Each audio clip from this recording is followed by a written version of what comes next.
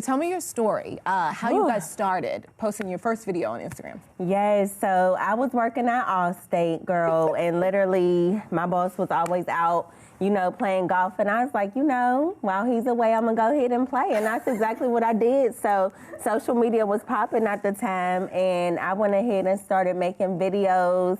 And next thing you know, I went viral with my first video, and I was like getting booking requests. And child, when the checks from bookings started getting bigger than my checks from the job, I said, what am I doing here? Yes. What was that first video that went viral? Remember? Girl, Rat Queen. I did a version of Fetty Wap's Trap Queen. Yes. The whole thing of he was saying she gonna hold him down, and I'm like, you know what, I'm not. I'm snitching. And I think that went viral because a lot of women could actually relate. We be thinking in our head, I'm gonna hold him down. But when the cops actually come, will you, sis? My answer was no. It's like ride or die. I'm not dying. Yeah, I'm not. Right. Yeah, so I pretty much snitched, and it just went all over the place. And y'all feel me? So I did read somewhere that you always wanted to be an entertainer, right? Yes. But you didn't know how to go about it. That's true. I always knew that I wanted to be entertaining in some form. I initially wanted to be a newscaster, reading off a teleprompter. Girl, I loved reading. I was like popcorn when the teacher said it. I'm the one So I was like, I gotta entertain somehow. And then social media came about and just literally made a whole new lane for entertainers to start showing off their talents, and I used it to my advantage, and thank God I hit it before it went crazy, because now everybody want to do it instead of going to college, girl. Was that the plan, though, or were you just having fun at first? I was having fun, and I just had so much time on my hands that I just started creating. I had a huge imagination, still do, and I just literally started broadcasting my thoughts out loud, and apparently there was people who was entertained by my awkward thoughts. No, don't say apparently. People have to always tell you were funny. They did, but I was funny in like a nerdy way. Mm-hmm. It was like when people would hear my thoughts, they'd be like, that girl is crazy, but it was one of those things like, she's weird too, but nowadays it's cool to be weird. All the kids who was weird back in the day, they the ones who got money, so. When that first video went viral, what was that like? That feeling? Girl, my armpits was itching, my hands was sweating. It was a good time. Next thing you know, people started pointing at me saying, aren't you that girl? And I'm like, yeah, I was so hyped. Getting recognized for something from social media that went all over the place, it was cool. That was the biggest accomplishment I had to date. It was one thing to be recognized in your family for being the first to go to college and all that extra stuff and doing good, but I started doing great. Recognition is a huge thing when it's outside of the people who's supposed to recognize you. You know what I'm saying? So it was amazing, seriously. That's great. That's when you knew, like, okay, I'm gonna make some money off of this. No, I didn't know it just really? yet. No, hell no. Can I say that? No, I wasn't sure, my bad. I wasn't sure just yet. I just knew, like, okay, well, I'm probably gonna be one of those people who got all the followers but don't got a check, because we seen that too. I would be so shook being in Atlanta seeing so many influencers who I knew working at Foot Locker. And I was like, well, at least they popping online. That's what counts, Something. Right. So a little boost mentally. Yes. Right. So I was just like, okay, I'm going to go ahead and just keep on going. I don't know what's going to happen, but I know if I keep on putting in work, something is bound to happen. So eventually, like I said, the bookings were happening, but they were not consistent. Mm-hmm. One thing about social media and the culture that I was coming up in, it's cancel culture. So they'll love you while you hot, but soon as, you're not no more and content slow down, so do the checks, So I was like, I ain't leaving this job until I know that I got it. And finally, I ended up low-key getting fired, child. And I was like, well, I guess I ain't got no choice but to go hard. Because you weren't working, right? You were on Instagram. I was was working. You know, I was doing a little bit of work, but I wasn't doing as much work as what he wanted. So he hired somebody to come and micromanage us because he was like, something ain't right here. And he was right, you know? So I ended up just saying, okay, since I got to leave from here, I was like, I don't want to go work another job. I was literally like doing interviews for other jobs, girl, and nothing was coming through. And I was shooting for $40,000 a year. That's all I wanted. But I could not get anything else because they were like, you don't have enough experience. You know, you need to have 7 years experience, even though you just got your college degree a year ago. And I was like, I can't get with it. So anyways, I just kept going and I was like, you know what? I'm going to look at people who are doing it and figure out what I have to do. So I started creating content for YouTube. I started advising people on how to create their content for a check. I started writing skits for people, you know, so they could do it for a check. It was different ways that I was making money behind the scenes. And I even was like telling people what they should do, girl, making money, you know, people doing the social media, commercials, all kinds of stuff. And I never even touched on that until today because, you know, I wouldn't tell who I did it for, but it's one of those things like, how can I make this work for me? Instagram does not pay you to do content.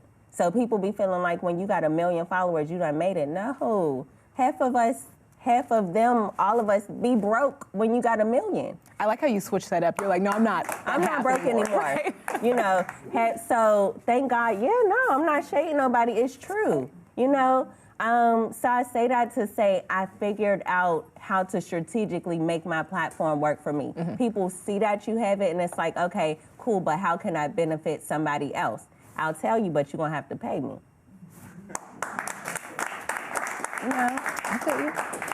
I know you said you're not going to tell us who you were writing jokes for, but did any of them go viral? Your work go viral and somebody else a couple. Really? Yeah, of course. I'm dying to know. Will you tell me after?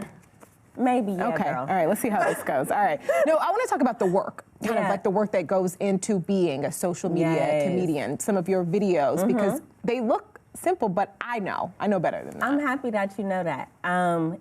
It is a lot of work, you know. It's a lot of work, especially nowadays, because there's so many things that the internet has seen that it's like you got to get creative with it. For example, I had did the Met Gala outfit, and literally the most recent, the theme was camp, and that really meant something from like the dance scene, you know, from the houses and all that for the community. But the first thing I thought when I heard camp was literally camping outside. So, and I think that's what everybody else thought. Right. You know, did y'all think that? Yes. So I was like, you know what? I am going to go ahead and do what everybody else is thinking. So, girl, I had to run to Walmart while the show was on. Okay, I picked up a camp. I picked up some off, girl. I bought a lantern. You know, I had to go ahead and add the sound effects. Girl, it took me probably like 45 minutes to go ahead and create my whole outfit. In a matter of doing it before the show ended so I could still be on time. One of the things I pride myself on is doing it before anybody else can touch it. Because with millions of people in the world, it's like a lot of people think alike. And then, God forbid, somebody else do it first. It's like, you copying them, but it's like, no, we just really think alike. You know, so it's very much so hard work creating content, creating the items that you're doing for the content. Just yesterday, the PR box that Beyonce sending out to everybody with Ivy Park. She's sending this huge orange box to everybody. Girl, I had to go find orange construction paper, and I literally take piece by piece of paper to create this huge box illusion that looked super tacky, but it worked, you know? So it's like you gotta be creative, you gotta go get materials to bring your vision to life, and you just gotta go with it. So it is a lot of work that goes into that 45-second clip. It could be 45 minutes that creates that 45 seconds.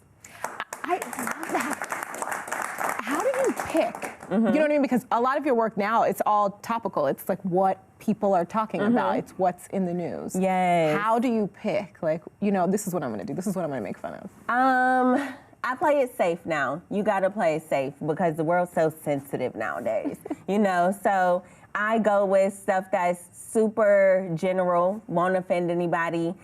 but stuff that's very much so relevant, you know, and stuff that everybody knows about. I like to touch on topics that's bigger than just, you know, what Black people know about stereotypically, because I feel like I'm trying to be more so universal with it.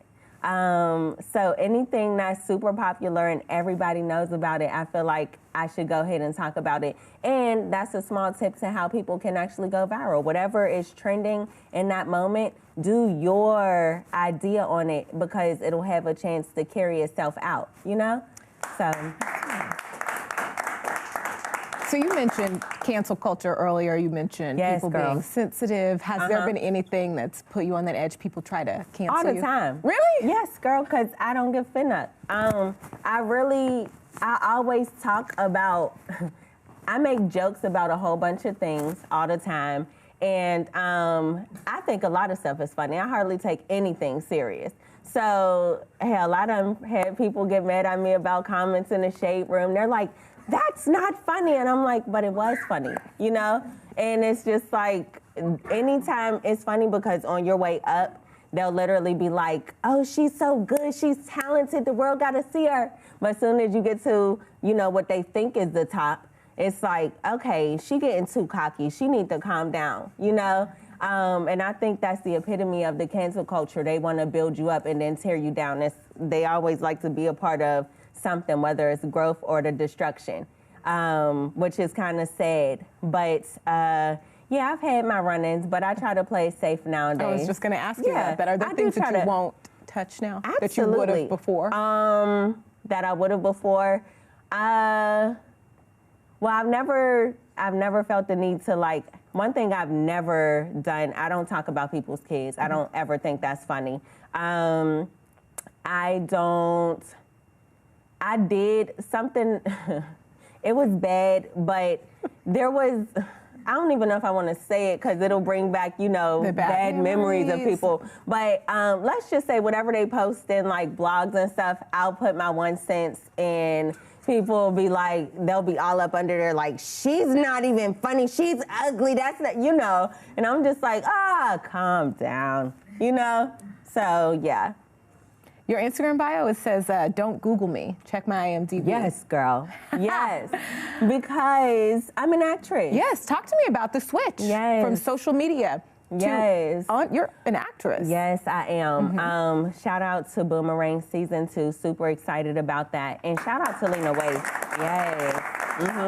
Shout out to Lena Waithe for giving me the opportunity to do it. That was a blessing. So I say that in my bio because a lot of times, because I started from social media, people try to keep me in that realm of being just a social media influencer. And it's offensive, you know. I don't say it when they address me as such, but I mean, it's offensive to anybody who is a social media influencer saying just in front of it because there's work that goes into that. You know, working a 9 to 5, you work those regular hours, you on the clock, then you off the clock. When you're an influencer, you on the clock 24/7, you know, and you're investing more in yourself than you do for anybody else. So anyways, I say check my IMDb because yes, you're here on my Instagram looking at these skits, but in addition to this, look at how much I've put in work to be on these TV shows that I'm on. I've been on Claudia, you know, I've been on Boomerang. I've done features on the Black Lady Sketch Show. Like, I've done so much more than just what you're seeing on this Instagram. So think twice before you say, oh, she's just a social media person, because I've put in enough work to where you can kind of respect that and stop trying to diminish what I've worked so hard to do. Do you want to shake that, kind of that title of social media comedian, or do you embrace it? I embrace it. You do. It's very much so a part of how I've got to be where I am today. And I don't mind people saying that at times, but if you're going to say it, go ahead and tack on the other titles. You know what I mean? You can call me a social media influencer, but say social media influencer and actress if you must, you know? Just don't forget the other things that I do, you know? So yeah, acting, the IMDb is legit. Hello. And I'm adding on more to it. You know, I got a whole team behind me. You know, girl, I got the attorney, I got my manager, I got my agents. You know, I have so much more to where it's like I'm official now. Like, run me my respect. Okay. How did you land the role on Boomerang? That was a good one. So landing a role on Boomerang, it was not easy. Okay. Because I was told that I did amazing in the audition room. First of all, the backstory of it. I met Lena at the MTV Movie and TV Awards. And when I met her, I ran up to her and told her how much of a fan that I was because she had the shy at the time. And I was just like, girl, you're everything. And she was like, you're everything. And I was like, huh? You know? Like, you know me? Yeah. And she was like, not many people make me laugh on social media, but you make me laugh. She gave me her number, and girl, I texted her right while I was looking at her next to her just to make sure it was for real, because if she ain't looked down at the phone, I was like, she done gave me a fake number. Don't even get excited. You know, but it was legit. She was like, we gonna work. You know, so when she told me she was a big fan of me, I said, girl, put me on TV then. So a couple months later, I hit her up, just touching bases. It was about 3-4 times. And she pretty much was like, come in, I got an audition for you. Something I always tell people is when you network, you increase your net worth. Don't be afraid to talk to people. Don't be afraid to tell people what you do. A lot of people might just ignore you, but one day somebody gonna hear you, you know?